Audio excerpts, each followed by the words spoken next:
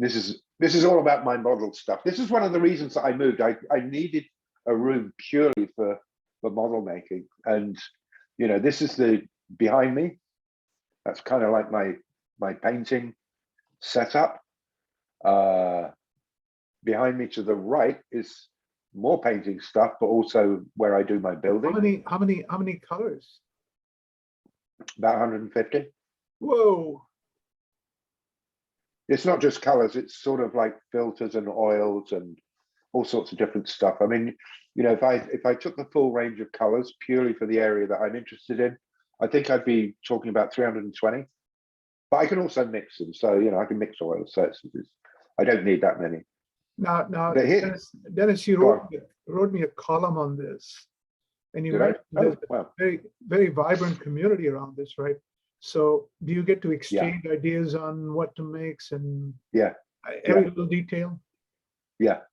Right at the end of this, I'll show you something that illustrates this, and I'll talk a little bit about this. But I want to show you this, Vinnie. What's that? You know what that is, surely. Yep. Do you know something? It's the first and only time that I bought a Herman Miller chair. And I got it because I couldn't get comfortable in the chair that I had. And I was getting backache and one thing and another. And I thought, sorry, I'm going to get a proper chair. And I thought, yeah, you know what, let's try Herman Miller. I should have done that 20 years ago. It's like, what, you dope, right? You know, what do? We spend all our lives sitting at desks, and then we'll sit in a $100 chair and wonder why we got backache, you know? So anyway. Well, you can see I invested in one too once, spending a lot of time at home. Yeah, but it was something I never discussed with anybody. It was something I never, you know, if you got backache, it's like, you don't want to complain, you don't want to talk about it, and never thought about it. And then suddenly it was like, yeah, I've got to deal with this. You have to excuse me, Vinnie. I've been nurturing a bit of a cold, but also this morning I had an eye injection, and that makes my nose run a little bit as well. Let me see. Okay, so scale, because you know, you can build in all sorts of shapes and sizes and one thing and another. And so the little ones on the right, they're in what's called 156. They're basically the same size that you would use for wargaming if you were going wargaming. The one on the left there is 135th. That's the one that I normally build. And the one at the top is 116. That's when you say you build. Yeah. Do you get a chassis and you got to add up all the parts? No. Yeah. I build from kits, right? I don't scratch build, crikey. I'm no good at that. But I build from kits. The kit is fairly. I mean, how many components to come up with something like that? The one at the top there, that's got 2,300 parts. How many? 2,300. It's like a jigsaw puzzle. It is. Oh wow! There's a whole book for it. It's about 70-page book on it. It's going to take me about a year to do that. The two little ones there, you know, I can do those in the afternoon. They've got a handful of components, right? A typical one, the one on the left there, will maybe have, I don't know, 300, 350 parts. So how much time does it take to assemble versus paint? Because you seem to spend a lot of time painting. Yeah, okay. So if it's a relatively simple kit, then I can usually get that done in about, I don't know, a week, right? 3 or 4 hours a day. You know, I'm not going to go nuts at it. And I can get it done in a week. Painting, well, that can take anything up to a month, because there's a lot of work goes into that. Wow. Yeah. But that, okay, let me just go back here. And this one here in the painting, Dennis, is it getting the mix right? Is it getting the texture right? Or is it the actual fine precision painting? There are an awful lot of steps involved. You have to prime, you have to base coat, you have to start thinking about how it's going to be weathered, whether you're doing it as though it just came out of the factory, whether it was sat in a field somewhere, whether it was a dead machine. What, you know, you got to try and imagine what this thing's going to look like, and then decide what steps are needed in order to get it to that particular state. You with me? And are you sharing pictures as you go along with the community? Yeah. And they give you feedback? Yeah. It's there's a site called scalemates.com, and it's purely for modelers. And there's about 2.5 million people in there. It's a huge community, right? Is it a nurturing community, or is it competitive? Oh yeah. I don't go anywhere where it's competitive, right? You know, there are people called rivet counters. You know, these are the guys who say, "Oh, well, you've got this slightly wrong because of some machine that they saw in some backyard where," and it's like, you know, it's a hobby, for God's sake, you know. You know, enjoy it. You know, don't tell me that I've got. We can get into all of that. There was a movie called The Big Year, which was about birding. Steve Martin and Owen Wilson, and same thing. You can get really competitive when you get into a hobby, and this is all about them going all around the world. Well, for me, Vinnie, this is all about. I've always been a student of history, right? One of the things that I felt was a particular strength that I had when I worked as somebody engaged around technology was that I had history. I could go back 10, 20, 25, 30 years, and even further back if I researched on it, and be able to contextualize what's going on, right? And history to me is incredibly important because I believe that we have to learn from it. And if we don't, then we fail. I mean, we could have an entire debate. So the tanks, do you focus on English tanks, or have you got Russian tanks? Or... No, I focus on Russian and German from 1915, 16 through to 1945. Okay. And there's a reason for that, and that's because when you look at these things, especially this one, you know, this particular group here, which really are representative of what was going on in the Second World War, the technology advances that were going on then were just amazing. You know, every month or two, there'd be something new that they've discovered or learned or what have you, that they were able to incorporate. And they used to steal from each other, just as software people do today, right? They'd capture a tank and just steal it. They were able to get that into production that quickly. Oh yeah, that sounds amazingly agile. Given, you know, if you look at cars today, maybe on a yearly cycle, right? It sounds like they were doing it on a monthly, quarterly cycle. Well, the Russians moved their entire tank production east of the Urals when Germany invaded, or when it was obvious that Germany was going to invade, right? In a matter of 3 months, 4 months, okay? And they literally went from zero to producing 50,000 examples of a particular tank type very, very quickly, right? Now, they weren't particularly good. The Russians viewed tanks very much as you might view a hand grenade, used once kind of thing. But numbers mattered. Numbers mattered a great deal. Just mind-boggling the amount of steel they had to make, and just raw materials to be able to produce that much at that scale. Yeah. But anyway, just if you just keep an image of that grey thing at the top, this is the kind of detail that you can produce if you're any good at this stuff, right? Now, the guy who did this I believe he spent about a month just doing the internals on that particular machine. Now, it may never, you know, once he puts the top on it, nobody will ever see it again, but he knows he's done it, right? And it's like, when I look at things like that, I think, you know what? There's some serious skill going on here. And I want to learn some of that stuff because, you know, I'm one of those guys who thinks a nail is something you hit as you're hammering your thumb, okay? So, you know, you talk about the level of detail and nobody will see it. We have near us Ringling, you know, the circus, famous circus. Yeah. The Ringling Museum is only an hour and a half south of us, and they have a miniature circus. Right. It's 50,000 pieces. There's a gentleman who spent his entire life building miniature replicas of everything: the animal, the tent, the railroads that brought everything in.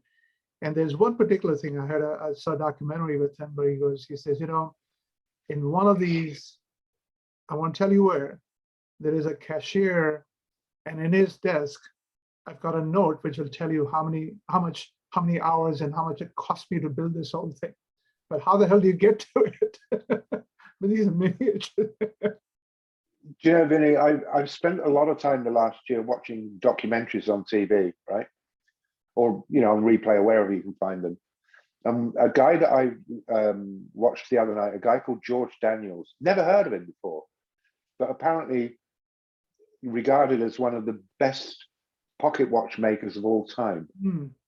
And he was completely self-taught, and he said there is no such thing as perfection. And yeah, I saw a couple of his pieces. They obviously show them, and it's like, these are absolutely beautiful things. And I can appreciate the engineering involved with these things, even though I'm not an engineer by any stretch of the imagination. My father was, but I'm not. But I can absolutely appreciate the joy of that kind of stuff. That philosophical statement.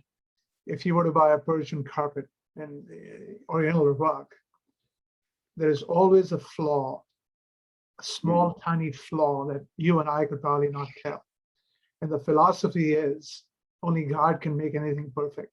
If you're making it, you better leave some flaw in there. But drive somebody crazy trying to find it. So listen, Vinnie, I know that we're running short of time and we've been yapping here, but I just wanted to show a couple of examples of things where we have fun, right? Because when you think about armor modeling, you think about war machines and all the rest of it, but there's this thing, right? NHS tank. Now this, believe it or not, this tank exists, and it's a T-34 Russian, and it's sitting in Bermondsey in London, and there's a whole story around it. But basically, what they did last year, because of the whole COVID and shutdown thing, was they repainted it blue and put a heart on the top and put NHS thanks on the side there. So I thought, just for a giggle, I'd kind of do that, right? And at a show recently that the only show that I've attended in years for anything, I saw these two, right? They call it the Pink Panzer and Tigger's Tiger. Tiny little things, but really. What's the rationale for pink? Was it some camouflage reason, or? No. Actually, I can show you another one here. The one on the left here, the pink one, that's actually similar to one that's in Poland. There was an awful lot of these done in pink, and it followed the Russian Revolution. The Russian invasion of Czechoslovakia. After that sort of kind of died down. See, I would have thought this would be more for the desert. Rommel's fitted in with the camouflage there. Yeah. Well, there are an awful lot of these pink ones around, and they're meant to symbolize liberation from Russia in East European countries, right? And that one on the left is similar to one that's in Poland at a place called Elblast. There you go. That one's from Vietnam. That's a Vietnamese one. Believe it or not, there were tanks in Vietnam. No, not many people know that, but there were. I'll just show you my stash, and then we'll kind of get out of here fairly shortly. This is amazing. So that was This is at your place? Yeah. This was my display cabinet before I dismantled it. Before moving here, I haven't had time to put it all back together, but that was kind of like the bunch that I got done at that stage. I've got 4 more that I've got on the go here that are more or less finished. But I mean, it gives you an idea of the kind of subjects that I'm interested in. But the main thing is it's fun. There's 4 hours for cooking. How much for tanks every day? No, 2 hours for cooking, about 3 or 4 hours for tanks. Okay, and then the other 2 hours maybe catching up on some documentary, walking the dog, that kind of stuff. I just take it easy these days, Vinny. It's retirement is a good thing. It really is. I've got plenty to fill my time with, to be honest. But I just wanted to show you this last one. Now, does that look like a photograph of a real thing from a distance, or what does that look like? It looks like 1944 somewhere. Yeah. So this is that thing's called a Jagdtiger, and it's built up. That's actually a model with a model building behind it. And the guy who's done that is a fellow called Martin Kovac. He's based in Croatia. I think of him as being one of the best armor builders in the world today. He's a great example of all the of the entire antithesis of the competitiveness that we used to find in our industry, right? He freely gives of his knowledge. He encourages you to be better. He doesn't have a bad word to say about anybody, right? And I've had so much help from this guy. It's for free, right? For absolutely. Sounds like the origins. Sounds like the origins of open source. Well, he has a Patreon set up, right? And he makes a good living out of that, because, and a big part of that is because everything that he does, he says, this is how I did it. Let me show you what I did. And you can learn from that maybe, right? So here's the point. I'm never going to be like this guy, okay? I wouldn't want to try, but I can learn, what techniques are going to get me a better result on the things that I'm trying to do. Because I'm just average, really. And that's what I get from him and a bunch of other people. And it's so very different from the kind of environment that you and I might have been used to in the past. It's just not competitive in that sense. And I love it for that. I absolutely love it for that. It's so refreshing. I'll send him an email and say, hey, Martin, I'm struggling with this. Or I can't make sense of that. Can you give me a hand? And he will. He'll say, look, this is what you do. Here's a reference for you, blah, blah, blah, blah, blah. Let me know how you get on, right? I have no idea how many emails he gets a day. He must get a load, but he always replies. Dennis, you were very generous to people in the SAP mentor world and so on. I mean, you did your fair share of sharing. Yeah, I guess. Could always do more. Well, anyway, listen, show me more. Yeah. Okay, so I'm gonna close out because we're out of time, Vinnie. I know from your standpoint you need to get rid of me. No, keep going. Show us a little bit about Judith. I mean, I haven't seen anything of Judith. Ah, right. Okay.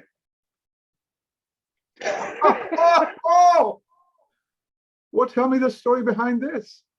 This is 1995. Oh, wow. The year that she graduated and the year before I graduated, because I was a year behind her and I was in university at the time.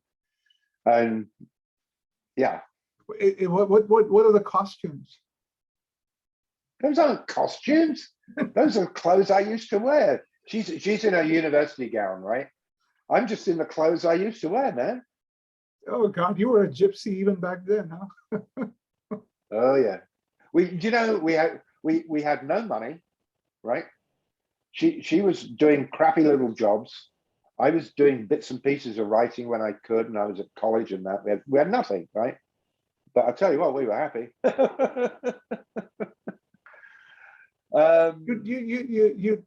You did well with her. Good looking lady. Yeah, very patient. She hasn't thrown me out yet. And so, I mean, that was kind of like a couple of years after we'd gotten together. And then a couple of months ago, we did this. It's a bit blurry, but we finally created we didn't get married. I would not go the marriage thing. I'd been there, done that. Psychologically, I just couldn't do it. But we did the civil partnership thing. It only took 29 years. Well, congratulations. And like you say, she's not going to throw you out after 29 years. Oh, you never know, mate. You never know. Sounds like you're cooking. You're cooking for her. You're, amusing her in different ways. Yeah. She loves her garden.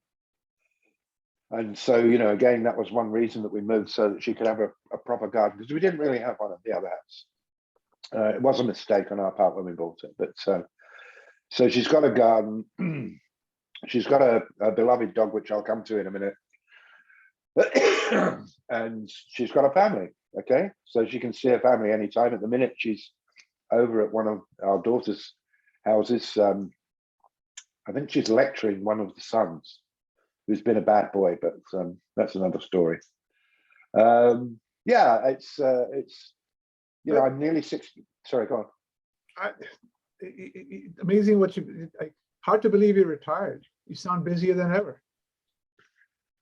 Vinnie, when we moved to France in whenever it was 20 odd years ago, for 18 months, I was constantly answering the question, what part of expat do you not understand, right?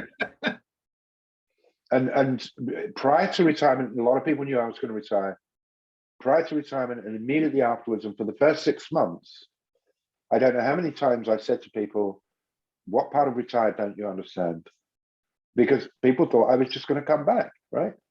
They thought I was going to sort of go on holiday for a few months and then sort of start doing stuff. It's like, no, I'm not. I'm done. But a lot of people are still speculating you're coming back. I talked to Paul Greenberg earlier this week, and he was like, I think Dennis is getting tired. Really? Well, you know, look, they don't know how busy you stay. Okay, so here's one of the reasons that I have no intention of coming back anytime soon, if ever, right? I was asked if I would look at what the technology ought to look like for the accounting practice and business of being in finance in the future, okay? It's a question I've been asked for many, many years because that's my background, professional background. And having spent several days looking at this and listening to people and listening to the people who are asking me the questions, I came to the conclusion that as a profession, whether it is professionally or in industry, accountants are nowhere further forward than they were 20 years ago. And having banged the drum for a long time, why would I want to beat myself to death again? You know, I just don't want to do it. What's the point of trying to pass on a message that nobody wants to hear? There isn't any point. So why would I want to do it? Well, you know, it certainly sounds like that world has gotten more complicated, but I have no, you know, if you look back, and I gave up my CPA certificate because I didn't want to keep doing the annual certification and retraining and so on. And I have had no regrets for 20 plus years. No. It's neither do I, Vinnie, and I left the profession 30 years ago. Yeah? So I don't have any, but I'm sad to see that people who, at least in my opinion, should be helping the business leaders of the future move forward seem incapable themselves of moving forward in a meaningful way, in large measure. Not everybody, but in large measure. Yeah. And so, what's the point? We could probably bring a couple of them on the other side, and they will aggressively go after us. So I said to somebody, what else? Show me more. Okay. So I've said, you know, we've got a pretty large family, and here's the latest one. This is Amelia, who is my eldest daughter's latest one, and she's now just about 6 months old. Okay. So how many grandchildren right now? I knew you'd ask that question. I think it's 14. You've been a busy boy. Well, I haven't. They have. And we have 5 great-grandchildren. Okay. Whoa. That's 19, and so it's 19 plus 5. Yeah. No, it's with the children between us, that's 24. So in total, there's 24 plus us 2. I can see why you don't. I can see why you're going to have your Christmas in shifts. Couldn't have everybody on the same time. We couldn't. I mean, I had to. In fact, I had to put one lump of the family. I had to move them out a day because I just knew I wasn't going to be able to cope, right? Because I'm cooking for everybody, obviously, and I just realized that even with all the cooking facilities that I've got, I mean, it's like a small restaurant here, quite frankly. I just couldn't do it, and it's like, okay, do you mind if I move you to the following day? It's going to be a lot easier. Yeah, no worries. Great, thank you very much. So, yeah. Dennis, this is wonderful. I mean, it's so good to see you happy and busy, and obviously productive. Yeah, it's it's a different thing, Vinnie. People talk about, I can't wait to retire. I can't wait to retire. And then then you say to them, well, what do you do?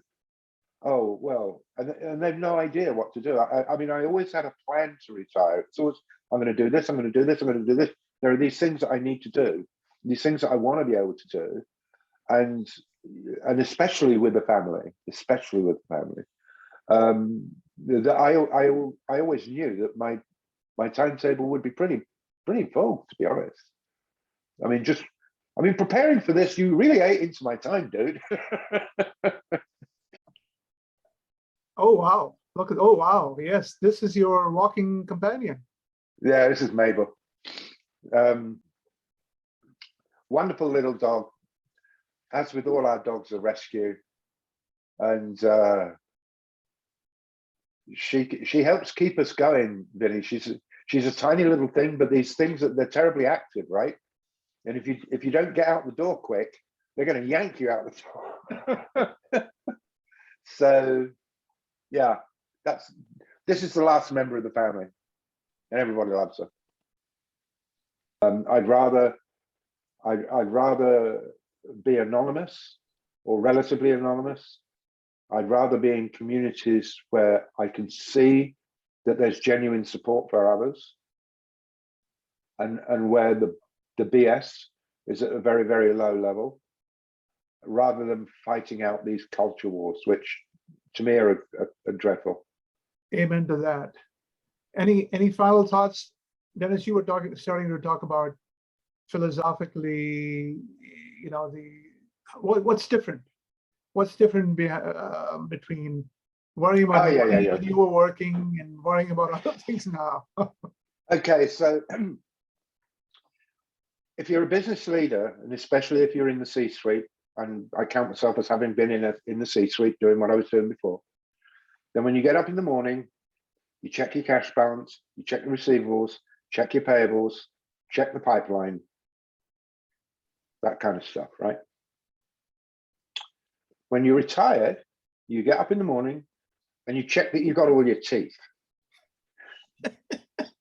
Still, in my case, I've lost a few and I need to get them fixed. You check that you're not losing too much hair when you go and brush it, right? You check that the pain that you had in your hip the night before is getting better, and that your knees still work without needing oiling in some way or other. That's the difference. Oh, and instead of getting the missus to make a cup of tea, you make the cup of tea. Dennis, everything was healthy up to this point.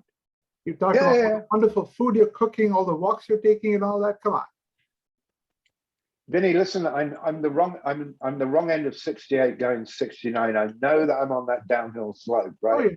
No, you're not. We've got a player here, Tom Brady, who's 44. He is like astounding everybody in that league. If you're 35-year-old, he's 10 years over that, and the guy is just setting records left and right. So getting old is a mindset, and Dennis, you're doing a pretty good job of it. Yeah, I mean, the mind's willing a lot of the time, the body's not so keen, right? Vinnie, been wonderful talking with you. Have a great Christmas, won't you? Thank you very much. Merry Christmas. Say hello to Judith, and let's come back and do this again sometime.